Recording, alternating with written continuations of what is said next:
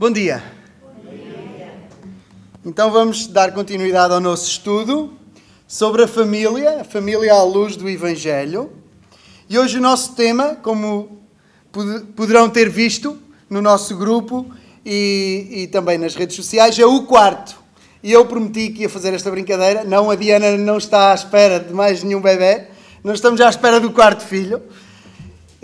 Mas sim, vamos falar sobre sexualidade, vamos falar sobre sexo. Um tema importante quando falamos de família e casamento, certo? Esperava mais entusiasmo, mas esperava uma reação mais entusiasta, não silêncio.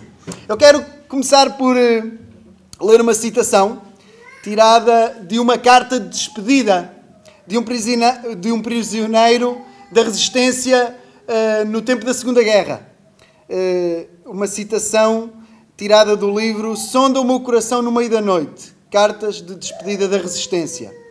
E foi tirada de uma carta de despedida de um homem, de um marido, à sua esposa, quando estava preso e prestes a ser morto às mãos dos nazis. E ele diz o seguinte, a determinada altura na carta: foi uma bênção e um presente de Deus ter-te conforme as Escrituras e cantares de Salomão. Por falar em cantar de Salomão, leram cantar de Salomão? Há uma reação equilibrada. Eu tinha aqui preparado duas coisas para dizer. Se tivessem todos dito que tinham lido, eu ia dizer, claro, era cantar de Salomão. Se ninguém dissesse nada, eu ia dizer, pronto, perdi a esperança completamente, porque se não leem cantar de Salomão, quando pedir para ler Levítico ou Crónicas, ninguém lê de certeza absoluta. Como é que as pessoas, geralmente e genericamente, globalmente, veem o sexo? Eu quero extremar as coisas e dar, de forma muito simplificada, duas tendências, dois extremos. Há uma primeira forma de olhar para o sexo, como algo mau, algo sujo, algo pecaminoso até, que traz vergonha, que deve ser escondido, que não deve ser falado, como se nunca existisse, quase como se a reprodução fosse a única forma e possibilidade de sexo digno. Há esta visão. Nós podemos levar ainda mais ao extremo e dizer que esta visão ultraconservadora tende a ver o sexo como um mal necessário. Esta é uma visão, ou um extremo, dentro das várias visões sobre a sexualidade. Há um outro lado, um outro extremo também, que diz que o sexo é como um desejo qualquer, uma necessidade qualquer, um apetite tão simples como a fome, a sede, o calor ou o frio, e que esse desejo deve ser explorado, alimentado e satisfeito sem qualquer tipo de limitação ou freio. Antes deve ser experimentado, explorado de todas as formas, com todos os parceiros e sempre que desejado. Levando isto ainda mais ao extremo, esta visão progressista vê o sexo acima de tudo como uma afirmação e uma expressão de quem o indivíduo é. Algo que está muito em voga hoje, esta visão progressista. A pessoa é quem a sua sexualidade é. Nós vemos isto hoje em dia. Uma visão também bastante extremada. Eu espero que nós não tendamos para nenhum destes dois extremos. Como é que a Bíblia, como é que Deus vê o sexo? Então, a Bíblia não vê o sexo como algo mau, algo sujo ou necessariamente pecaminoso. Falar não é pecado, a menos que eu fale a mentira. Se eu falar a verdade, falar é bom. Beber não é pecado, a menos que eu beba exageradamente e me embebede. Se eu beber com moderação, beber é bom. Comer não é necessariamente pecado. Se eu cair na glutonaria, será pecado. Mas se eu for moderado, comer é bom e é necessário para a vida.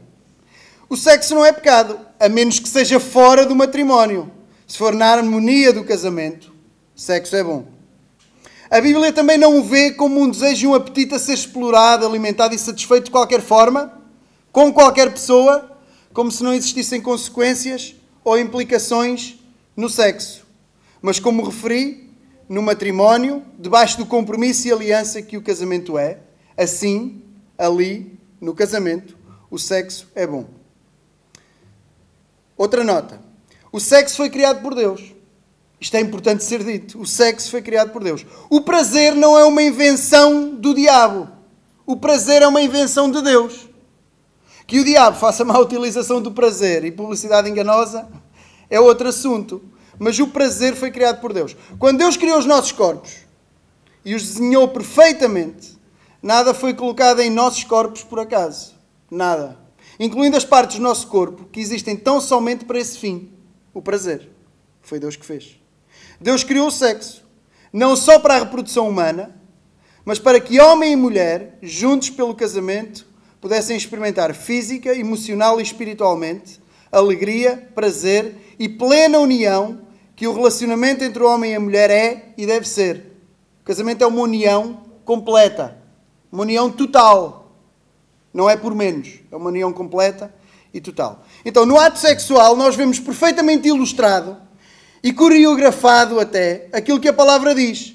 Serão os dois uma só carne. Creio que o David já referiu isto até. Creio que sim. Serão os dois uma só carne. No ato sexual vemos isso ilustrado e coreografado. Outra nota. A Bíblia fala sobre sexo. A Bíblia fala sobre o assunto. E fala com clareza, não deixando dúvidas sobre aquilo que agrada e desagrada a Deus na vida sexual do homem. A Bíblia condena a violação, a traição, o adultério, a fornicação, isto é, o sexo antes do casamento, como condena o sexo fora do casamento, condena também os pensamentos impróprios nesta área da sexualidade. Mas quando fala e apresenta o sexo no contexto do casamento e do relacionamento conjugal, a Bíblia apresenta o sexo como algo bom, desejável e belo até. E belo até. Quero-vos ler 2 versículos. Seja bendito o teu manancial e alegra-te com a mulher da tua mocidade.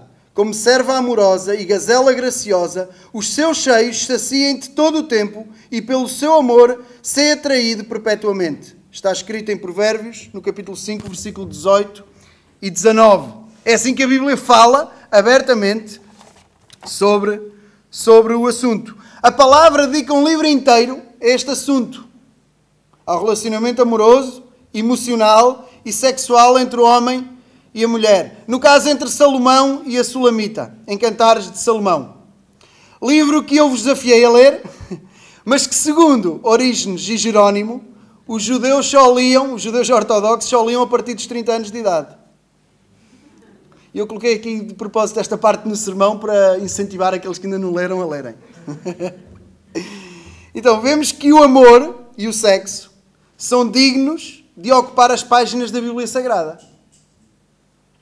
Ao ponto desse relacionamento humano apontar e ilustrar um relacionamento maior. Ao ponto do sexo e do relacionamento de amor entre homem e mulher apontarem para um relacionamento maior, o relacionamento de Deus com o seu povo, o relacionamento de Cristo com a sua noiva, connosco, a sua igreja. Assim como todos os nossos casamentos devem ser. Um reflexo, um espelho, um apontar para um relacionamento maior. Sim, a Bíblia não foge do assunto, a Bíblia fala sobre sexo. Não falar sobre sexo é deixar que seja o mundo a dizer o que é ou não normal, o que é certo ou errado nesta área. E nós devemos reconhecer que esta omissão tem custado caro à igreja, às famílias, em muitos casos.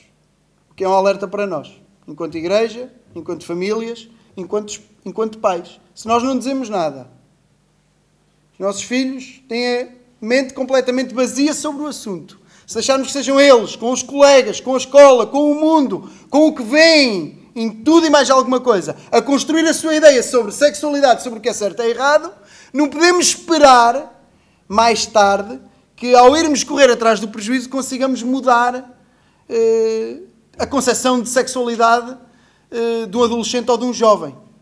Quando não, já de um adulto. Quero fazer aqui um contraponto. Sim, a Bíblia fala com clareza sobre o assunto, mas não de uma forma descuidada e baixa ou suja. A Bíblia não fala de sexo de uma forma qualquer, de uma forma descuidada. Cantares de Salomão é um livro de poesia. Dependendo, a Bíblia que eu tenho aqui na minha mão nem sequer é mais adequada para ler este livro. Porque não está de maneira dividida de maneira correta pelo editor, por forma a se perceber naturalmente quando é que está a falar Salomão, quando é que está a falar a Sulamita, quando é que está a falar as filhas de Jerusalém, quando é que é o narrador. Isto é poesia hebraica. Se tiver uma Bíblia de estudo que tenha assim dividida a poesia, fica um texto mais fácil de ler e mais bonito. É poesia hebraica. A Bíblia dedica um livro para falar sobre o assunto, mas é poesia hebraica. Aparece descrito o sexo e o relacionamento amoroso como uma forma bela. O meu pai disse há uns dias, é poesia hebraica, não é bocage. E é um contraponto que é necessário ser feito. A Bíblia, quando fala de sexo, fala claramente, frontalmente, mas de forma adequada. Não de qualquer forma, não é poesia de bocage, sem qualquer tipo de cuidado nas palavras. Eu queria que abrissem num texto que também fala diretamente de sexo e de sexualidade. Primeira carta de Paulo aos Coríntios, capítulo 7.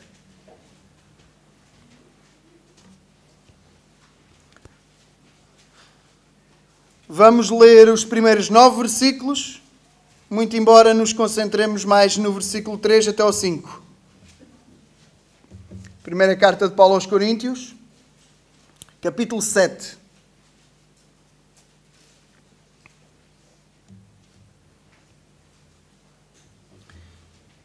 A 9. Diz assim: Ora, quanto às coisas que me escrevestes, bom seria que o homem não tocasse em mulher. Mas por causa da prostituição, cada um tenha a sua própria mulher e cada um tenha o seu próprio marido. O marido pague à mulher a devida benevolência e da mesma sorte a mulher ao marido. A mulher não tem poder sobre o seu próprio corpo, mas tem no marido. E também da mesma maneira, o marido não tem poder sobre o seu próprio corpo, mas tem-no a mulher.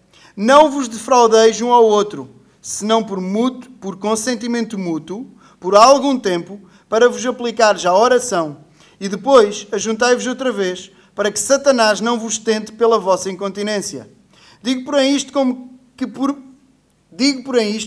por permissão, e não por mandamento, porque quereria que todos os homens fossem como eu mesmo. Mas cada um tem de Deus o seu próprio dom, um de uma maneira e outro de outra. Digo, porém, aos solteiros e às viúvas, que lhes é bom se ficarem como eu. Mas se não podem conter-se, casem-se, porque é melhor casar do que abrasar-se. Até aqui. Quero ainda citar um outro versículo que diz o seguinte: Venerado, ou digno de honra, venerado seja entre todos o matrimónio e o leito sem mácula. Porém, aos que se dão à prostituição e aos adúlteros, Deus os julgará. Digno de honra, venerado seja entre todos o matrimónio e o leito sem mácula. Hebreus 13, 4. Hebreus 13, 4. Mas ficamos na primeira carta de Paulo aos Coríntios, no capítulo 7. E quero falar então mais diretamente sobre o quarto. Sobre o quarto. É o nosso tema. Eu vou dividir em 3 partes. 3 partes. E vou dividir em 3 partes neste texto, por forma a chegar ao máximo de pessoas possível nesta sala. Chegar ao máximo de pessoas possível nesta sala. Então, primeira parte, cuidado com o quarto. Em segundo lugar, não vão para o quarto. Será a segunda parte. E em terceiro lugar, vão para o quarto. Cuidado com o quarto, não vão para o quarto, vão para o quarto. Então, em primeiro lugar, cuidado com o quarto. Uma palavra aos solteiros. Começar pelos solteiros. Cuidado com o quarto. Não vamos entrar no argumento de Paulo sobre o celibato, mas o texto que lemos é claro. O relacionamento sexual é só para os casados. Só para os casados. Quem estando solteiro não conseguir conter o seu impulso sexual, deve casar-se. Quem estando solteiro não conseguir conter o seu impulso sexual, deve casar-se. O versículo 9 diz: Mas se não podem conter-se, casem-se. Está a falar aos solteiros. O texto é claro. Diz mesmo aos solteiros: quem não puder casar-se, quem não puder conter-se, case-se. Quero ser direto. Quero ser ainda mais direto. Toda a prática sexual que acontece fora do casamento é pecado. Toda. Absolutamente toda. Toda a prática sexual que acontece fora do compromisso e aliança do casamento é pecado. O capítulo 6 termina desta forma. Fugir da fornicação. Ou de outra forma, fugir da imoralidade. Todo o pecado que o homem comete é fora do corpo, mas o que fornica, ou o que pratica a imoralidade sexual, peca contra o seu próprio corpo. Ou não sabeis que o vosso corpo é templo do Espírito Santo, que habita em vós, proveniente de Deus e que não sois de vós mesmos, porque foste comprados por bom preço. Glorificai, pois, a Deus no vosso corpo e no vosso espírito, os quais pertencem a Deus. Capítulo 6, versículo 18 e 20. Nós podíamos e até deveríamos ler o capítulo 6 todo. O capítulo 6 todo. Seria adequado, mas eu não quero me prender muito aqui sobre a questão dos solteiros, porque senão depois perco o tempo suficiente para abordar o tema para os casados. Mas o texto é claro ao dizer fugi da imoralidade, fugi da fornicação, da prática sexual ilícita. Fugir é a orientação da palavra de Deus para os que estão sozinhos. O texto que eu acabei de ler diz isso. Fugi da imoralidade. E Paulo, a escrever a Timóteo, na sua segunda carta, escreve também no mesmo sentido. Foge também das paixões da mocidade. Foge também das paixões da mocidade. A Bíblia diz para resistir ao diabo, mas diz para fugir das paixões da mocidade. Portanto, é mais fácil resistir ao diabo do que resistir às paixões da mocidade. Pela Bíblia. Ao diabo dá para resistir. Firmes na palavra. Em relação às paixões da mocidade, não dá para resistir firmes na palavra. Dá para fugir. É isso que a palavra diz. Porque se José ficasse firme na palavra, lá no Egito, a tentar resistir à mulher de Potifar, o que acontecia é que ainda lá estava. Com ela. Então foge. A palavra ensina a fugir. Fugir é fugir. Não é tentar gerir. Não é tentar escapar entre os pingos da chuva. Porque como diz o povo, quem anda à chuva, molha-se. E neste assunto, molha-se mesmo. Neste assunto, não dá para escapar mesmo entre os pingos da chuva. Então, solteiros, há vontades, desejos, pensamentos, etc., que não devem ser alimentados. Pelo contrário, devem ser evitados e restringidos. E sim, não estamos só a falar de ações, lugares ou pessoas a evitar, no caso extremo, se necessário for. Mas também falamos de pensamentos que podem em si mesmos já estar errados, já ser pecaminosos e que, pior do que isso, têm o potencial de levar a ações pecaminosas e que trazem consequências mais graves ainda e acumulam ainda mais pecado. Sobre pensamentos impróprios, Jesus disse: eu, porém, vos digo, qualquer que atentar para uma mulher, para a cobiçar, para a possuir, no sentido de imaginar ter com ela um relacionamento sexual, já em seu coração cometeu adultério com ela. Eu, porém, vos digo, qualquer que olhar para uma mulher, para a cobiçar, para a ter, já em seu coração cometeu adultério com ela. Continua Jesus. Portanto, se o teu olho direito te escandalizar, arranca-o e atira-o para longe de ti. Pois te é melhor que se perca um dos teus membros, do que seja todo o teu corpo lançado no inferno. Quem quiser ler mais sobre isto está em Mateus 5, 28 e 29. Então, se há coisas que até podem não ter mal nenhum para outro jovem, para outra pessoa, noutra altura qualquer da vida, e conseguem, por exemplo, estar à frente da televisão sem qualquer problema, mas para ti é um problema porque rapidamente te leva a ver coisas impróprias, então é preferível arrancar e ser drástico, arrancar e lançar para... Jesus não está a dizer para arrancar mesmo o olho, mas está a dizer para fazer, por exemplo, isto que eu estou a dizer. É preferível tirar, não ver, não assistir, se não consigo parar em determinada altura da minha vida. Porque é melhor privar-me de algo que até para outros não tem mal nenhum, mas para mim está a ser prejudicial. É melhor eu privar-me, é melhor arrancar isso, do que eu perecer, do que eu padecer, do que eu ser prejudicado. Aplicando. Tem cuidado com o teu quarto. Quero avançar, então, aplicar já. Tem cuidado com o teu quarto. O que vês quando estás sozinho? Na televisão, no computador, no telemóvel. Restringe os teus impulsos sexuais ou incendeia-os? Restringe os teus impulsos sexuais ou incendeia-os, se és solteiro.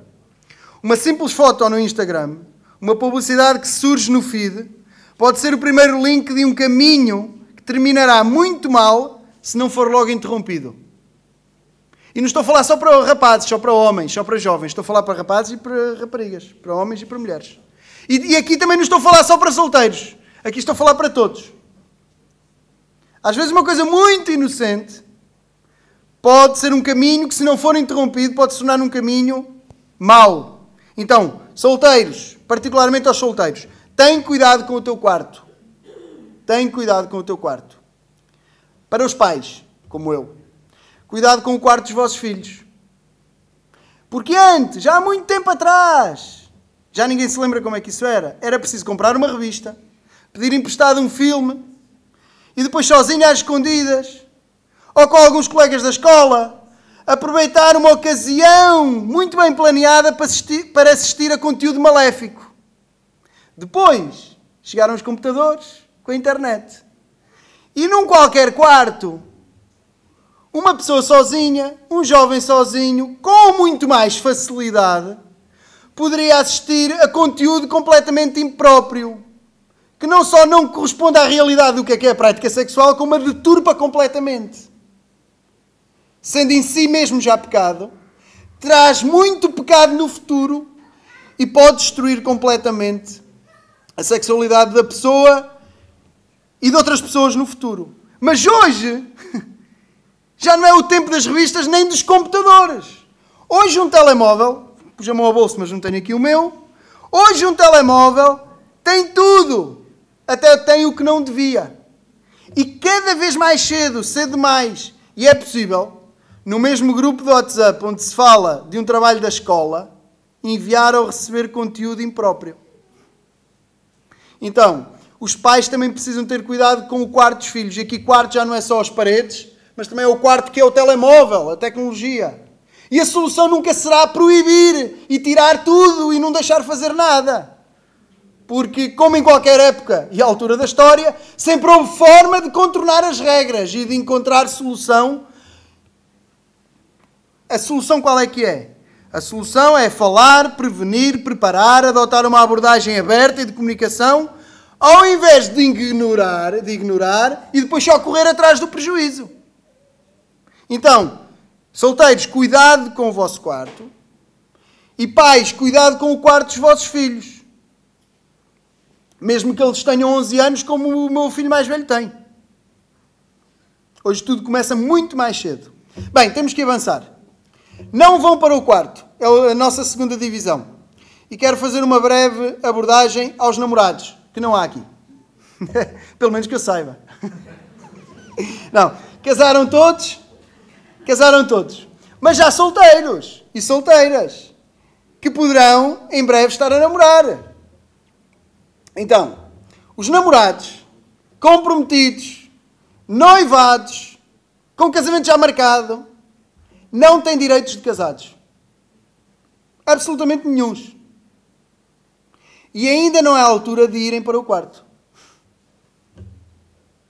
Ainda não é a altura de irem para o quarto.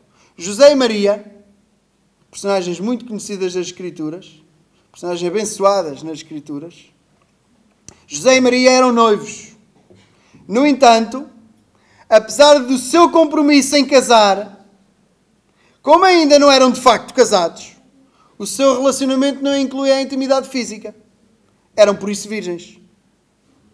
Os namorados têm que esperar. Não é suposta qualquer intimidade física e sexual durante o namoro e noivado. Têm que esperar, porque não esperar é pecado. Esperar implica evitar e fugir de toda e qualquer situação que coloque essa espera em risco. Esperar implica isso. Novamente fugir, de toda e qualquer situação que coloque essa espera em risco.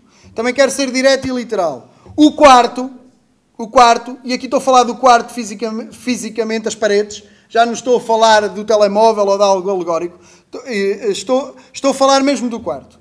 O quarto não é lugar para namorados estarem sozinhos a namorar. O quarto não é lugar para namorados estarem sozinhos a namorar. Se tudo o que dissemos atrás é verdade em relação aos solteiros, e é mesmo verdade, se uma pessoa sozinha pode e é tantas vezes tentada nesta área, que dizer de duas pessoas que estão comprometidas, se amam, se querem e estão cheias de vontade de casar.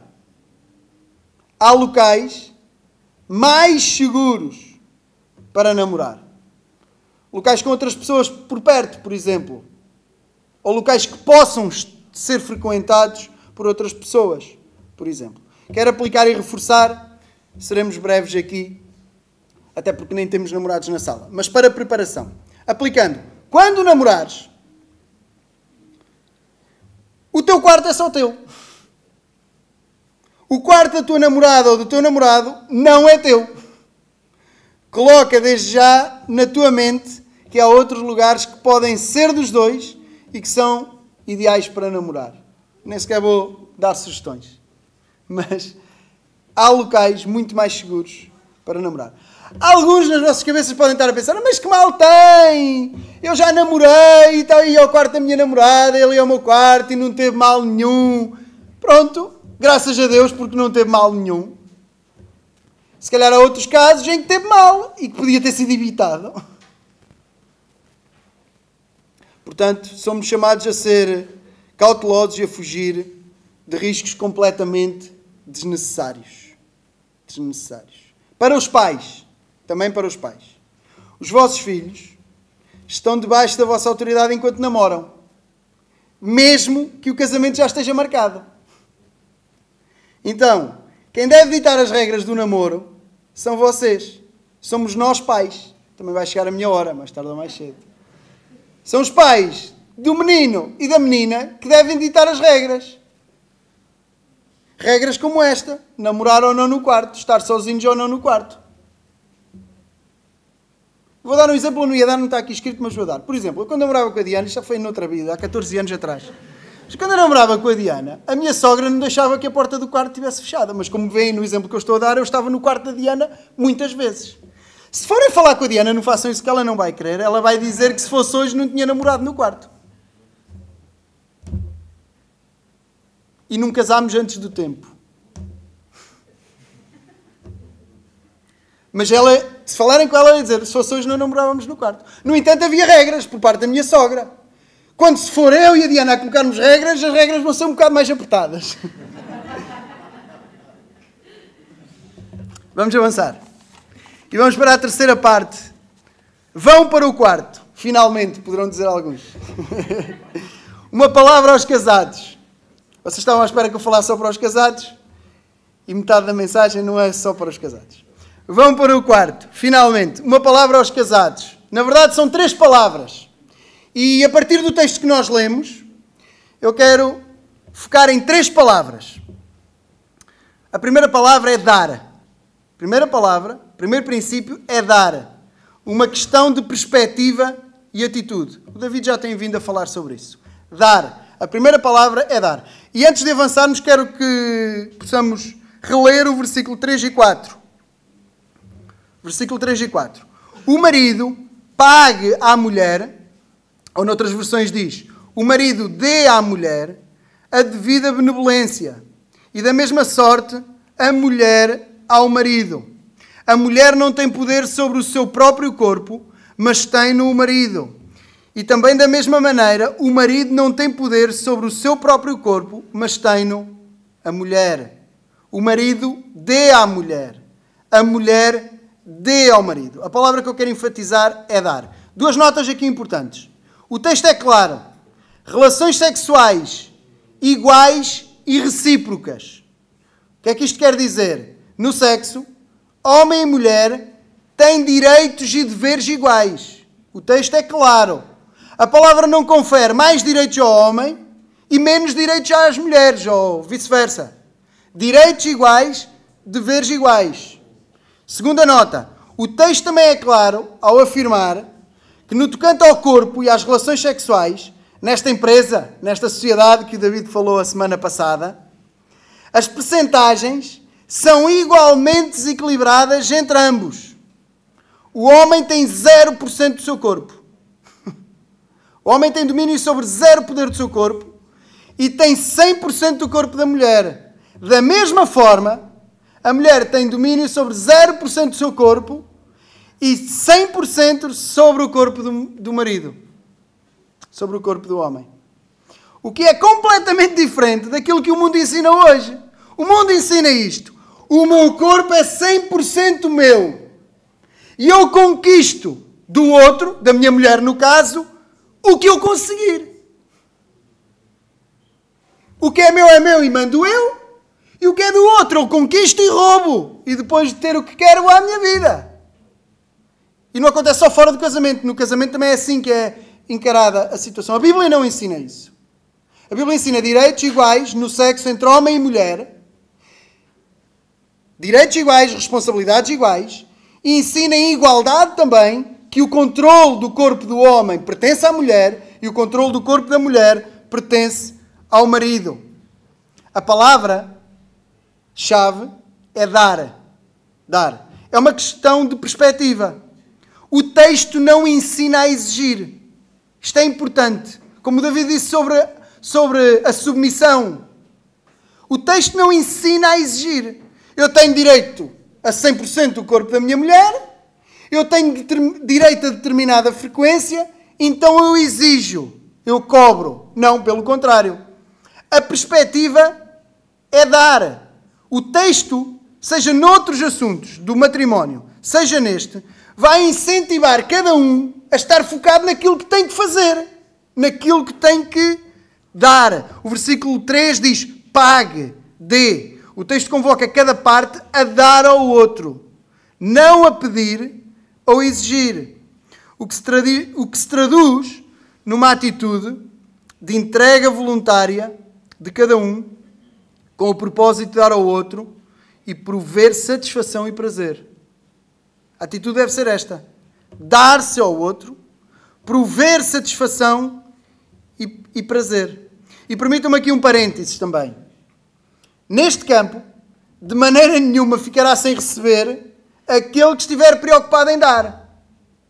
Neste campo, de maneira nenhuma ficará sem receber aquele que estiver preocupado em dar. Pelo contrário, será notória a verdade geral ensinada pelas Escrituras. Mais bem-aventurada coisa é dar do que receber. Aplicar-se-á muito bem a quem estiver focado em dar neste âmbito da sexualidade. Então, dar. A perspectiva é dar. É dar ao outro. Avançando. Segunda palavra. Frequência. Frequência. Uma questão de proteção e de ritmo. Frequência. Vamos reler o versículo 5. Não vos priveis um ao outro, senão por consentimento mútuo por algum tempo, para vos aplicares ao jejum e à oração. E depois ajuntai-vos outra vez, para que Satanás não vos tente pela vossa incontinência. Não vos priveis um ao outro, senão por mútuo consentimento. E termina, para que Satanás não vos tente pela vossa incontinência. Nos restantes versos, já fica claro que o casamento é um antídoto dado por Deus contra a impureza e a imoralidade sexual. Já ficou claro até quando falámos sobre os solteiros. Mas aqui vai mais longe. Ao sugerir que a frequência sexual dentro do casamento livra da tentação do inimigo nesta área. Isso mesmo. A Bíblia usa o sexo contra Satanás. A Bíblia usa o sexo contra Satanás. Se for no âmbito do casamento, claro. Se for fora do casamento, o sexo estará sempre ao serviço do inimigo. Já sabemos. Ou como eu ouvi há uns tempos atrás um pastor dizer, Deus chateia-se com quem faz sexo antes do casamento, mas também se chateia com quem não faz quando é casado. Fora de brincadeiras. A Bíblia ensina a manter uma frequência sexual satisfatória para ambos, por forma a proteger contra o inimigo das nossas almas, que é também o inimigo dos nossos casamentos. A Bíblia ensina isso. É também uma questão de ritmo do casal. A Bíblia não estabelece qualquer frequência como adequada, com número de dias. naturalmente não será igual para todos. É claro que aquilo que é uma frequência satisfatória para um casal poderá muito bem não ser para outro casal. Assim como aquilo que hoje pode ser satisfatório para um casal, poderá no futuro deixar de ser satisfatório, adequado e até ideal. Porque assim como todos os casais são diferentes, todos os casamentos são diferentes em diferentes fases da vida. Os casamentos também mudam. Há muitas fases diferentes no casamento. Mas é importante, seja a frequência do relacionamento sexual, seja um período de privação sexual, como é o exemplo aqui no nosso texto, o importante é ser algo concertado pelo casal. O texto diz, por consentimento mútuo, por comum acordo. Por comum acordo. E o texto deixa bastante informação para que não fiquem dúvidas sobre isso. Num caso de privação sexual do casal, o que é que o texto diz? Há acordo entre ambos. Se há acordo entre ambos, não é algo que um dos elementos decide fazer sozinho, sem consultar o outro, porque lhe apeteceu e não deu explicações. Há acordo entre ambos. Segundo lugar, há um motivo. Há lógica nessa privação. Há um motivo. Aqui é a oração, mas podemos dar um exemplo qualquer. Pode ser uma doença, pode ser uma coisa qualquer. Um motivo que faça sentido. Um motivo que seja lógico. Em terceiro lugar, há um tempo determinado. O texto diz, depois juntai-vos novamente. Não é sem data de retorno. Fica assim. O texto é até muito cauteloso quando dá o exemplo que dá. Para vos dedicar-vos ao jejum e à oração. Não há qualquer motivo. Não é qualquer motivo. Mesmo o jejum e a oração são um motivo que tem que ser por comum acordo. Mesmo um motivo espiritual, como o jejum e a oração, tem que haver acordo. E mesmo um motivo tão nobre como esse do jejum e da oração, tem que ter um tempo determinado para acabar. Então, a Bíblia tem o cuidado de deixar muita informação para que não fiquem pontas soltas. Em suma, comunicação e consenso. Comunicação e consenso. Comum acordo. Comum acordo. Então falámos de dar, falámos de frequência, que é uma questão de proteção, e é também uma questão de ritmo do casal.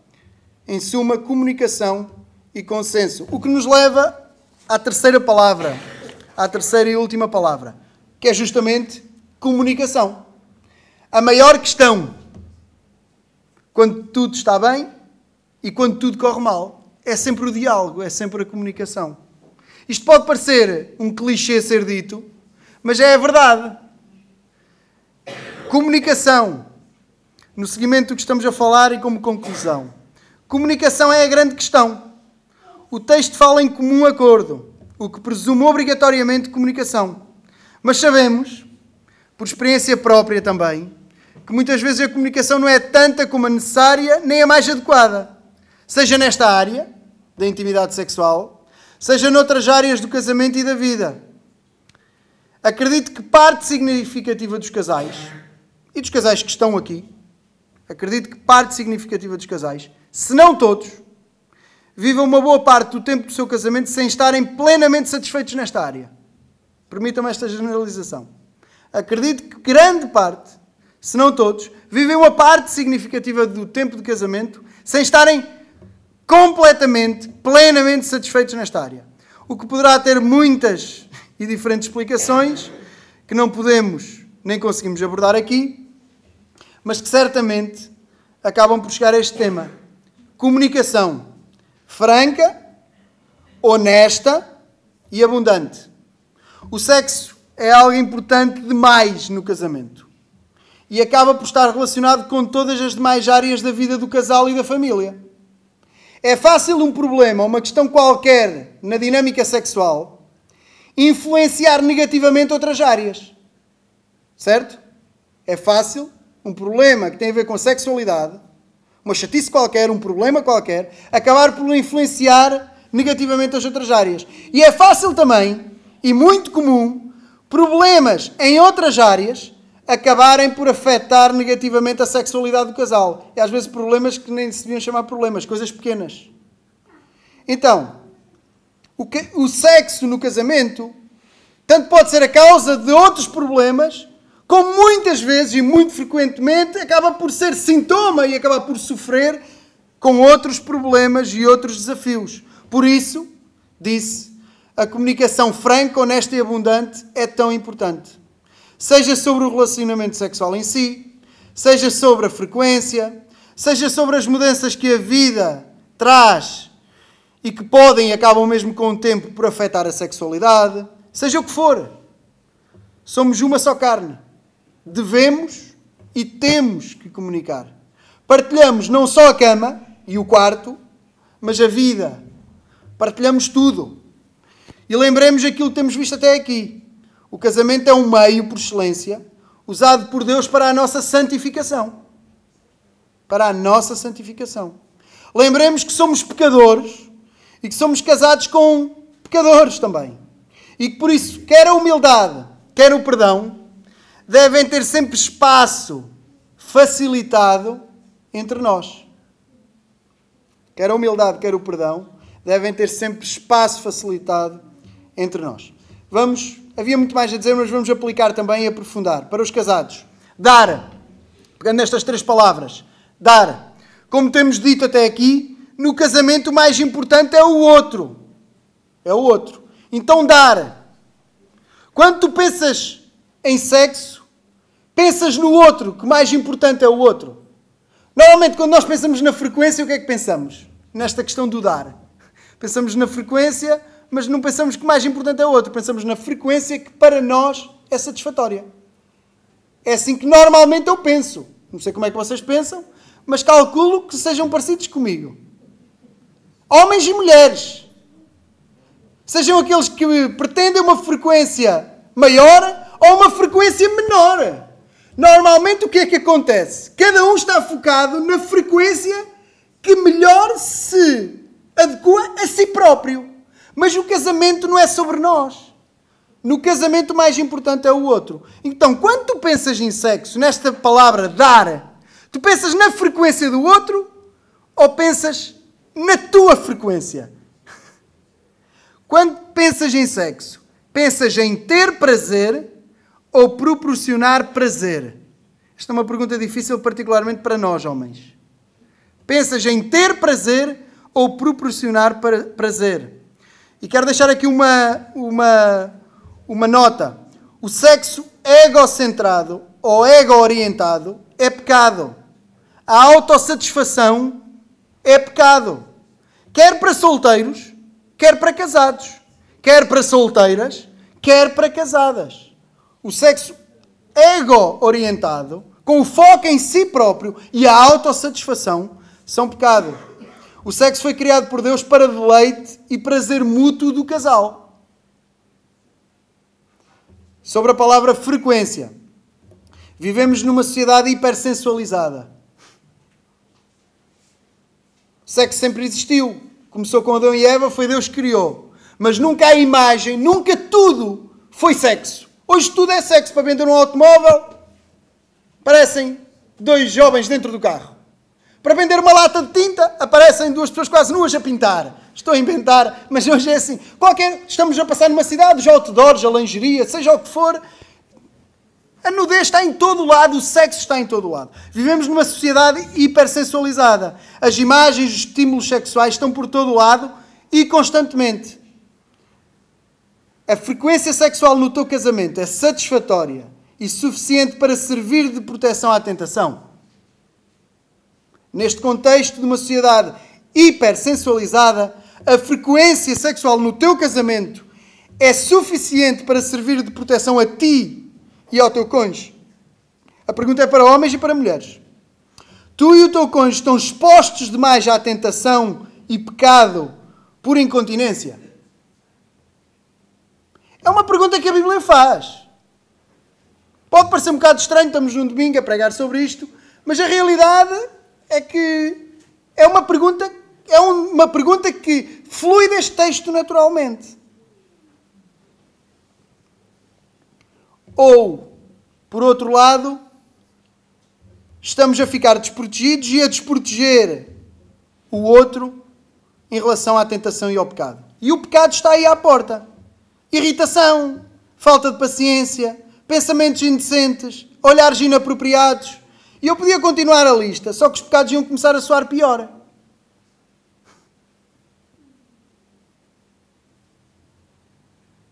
A frequência no teu casamento é satisfatória para que ambos estejam protegidos contra a tentação? O sexo foi dado por Deus também como proteção. O sexo foi dado por Deus também como proteção. Comunicação. És franco com a tua mulher. És franca com o teu marido. Conversas sobre estes assuntos. Sobre o que é que gostas, o que é que não gostas, sobre a frequência, sei lá. Sobre as mudanças que este novo horário de trabalho trouxeram e afetaram a energia e a disposição. Sobre as mudanças que os filhos trouxeram e mudaram o ritmo e a rotina que existia. Sobre as inseguranças que a idade e as mudanças no corpo trouxeram. Sobre o cansaço e as dificuldades que o avançar da idade trouxeram e que afetam esta área. Sobre aquela palavra ou aquela atitude que deixou triste. Conversas. Dizes quando não te sentes amada. Dizes quando não te sentes respeitado.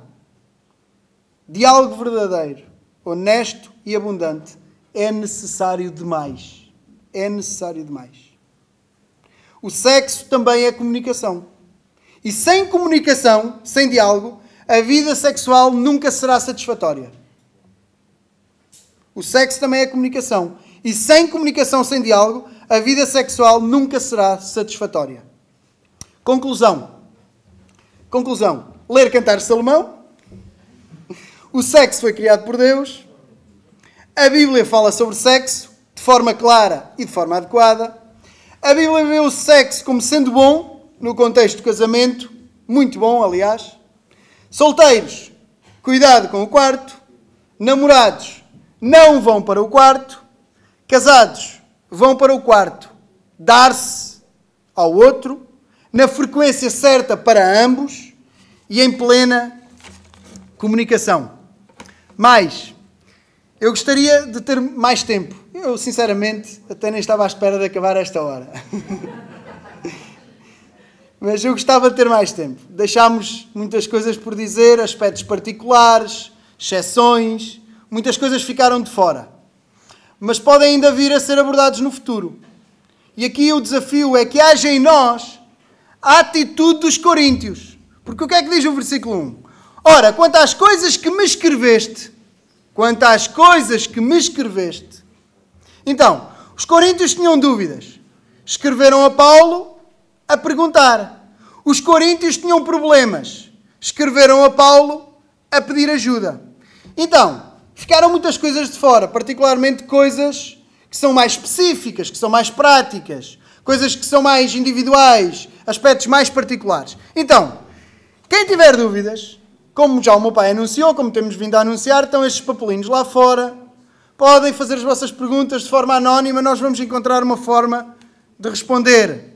Em segundo lugar, e ainda mais importante do que perguntas, se precisarem de ajuda nesta área, encontrem e procurem ajuda.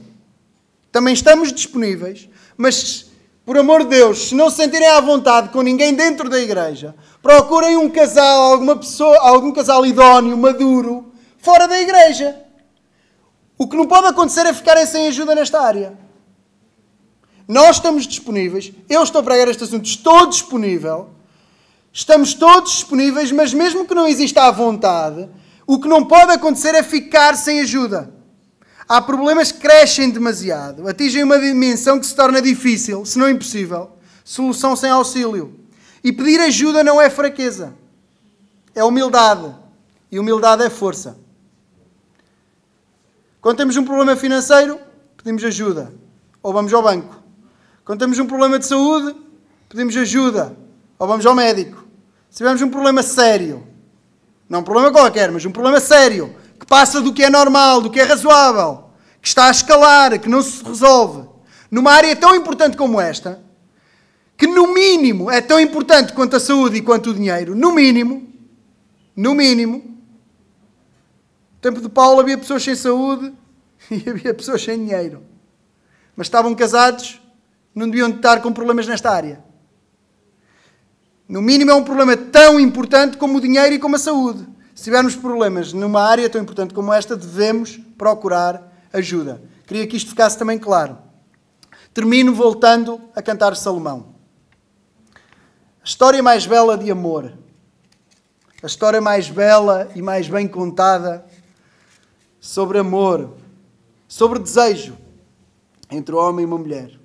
É uma história que ilustra uma história maior. Sim, Cantar Salomão fala sobre uma história de homem e mulher, sobre amor, emoção, paixão e sexo também. Mas aponta e ilustra uma história maior. E quero dizer isto com clareza. O sexo é importante, mas o sexo nunca te satisfará completamente. Nunca te satisfará perpetuamente. Como tudo na vida, mesmo as coisas boas são momentâneas e são temporárias. Logo, terminam, acabam. A mais bela história de amor não será suficiente. Espero sinceramente e espero muito que sejas feliz no teu casamento. Eu quero o mesmo para o meu casamento com a Diana. Quem dera, Deus o permita a todos aqui nesta sala. Mas mesmo que vivas o melhor casamento possível, isso não bastará. Só Cristo te pode satisfazer plenamente e para sempre. Só Jesus te pode satisfazer plenamente e para sempre. E a minha oração e o meu desejo é que tenhas Cristo, que tenhas Jesus. E que Ele seja o centro das nossas vidas e o centro dos nossos casamentos. Não o sexo, não a comunicação, não o dinheiro, não a casa, não os filhos. Mas Jesus, que os nossos casamentos contem e apontem para Ele e para o seu relacionamento perfeito e eterno connosco, a sua noiva. Que o sexo e os nossos casamentos não sejam um fim em si mesmo, mas que sejam um aperitivo da eternidade. Que os nossos casamentos sejam realmente bons, felizes, cheios de tudo o que o casamento deve ter, incluindo sexo, e que sejam algo que vale a pena viver. Quanto mais não valerá viver eternamente com Deus. Vale a pena estar casado. Quanto mais não valerá a pena estar nesse casamento eterno. Que o sexo e os nossos casamentos não sejam um fim em si mesmo, mas que eles apontem para a eternidade. Que sejam uma introdução. Que sejam um trailer. Que sejam um aperitivo da eternidade. Ali sim, haverá delícias sem fim. Felicidade, alegria e prazer que nunca terá fim. Que todos estejam neste casamento eterno.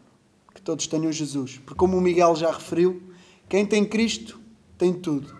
Quem não tiver Cristo não tem nada. Que todos o tenham.